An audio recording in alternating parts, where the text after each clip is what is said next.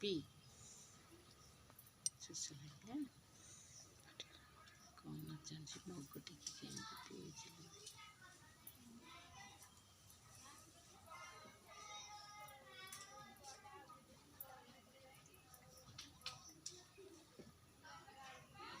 ମାଙ୍କଡ଼ଟି ଶୋଷ ଲାଗିବାରୁ କୁଣ୍ଡ ଉପରକୁ ଆସି ମଗରେ ପାଣି ଆଣି ଖୁସି ଓ ଆନନ୍ଦ ମନରେ ପିଉଛି।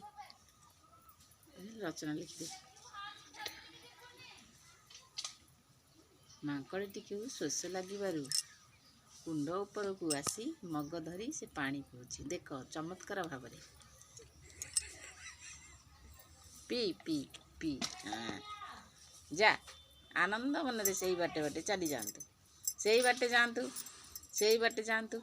ଆଉ ଉପରକୁ ଅନାନ୍ତୁନି, ଭଣ୍ଡା ପତ୍ର ନାହିଁ। ଯା ଯା ହଁ ଯା ଏଇଠି ଆନନ୍ଦ ମନରେ ଚାଲିଗଲେ ସେ ଯାଇ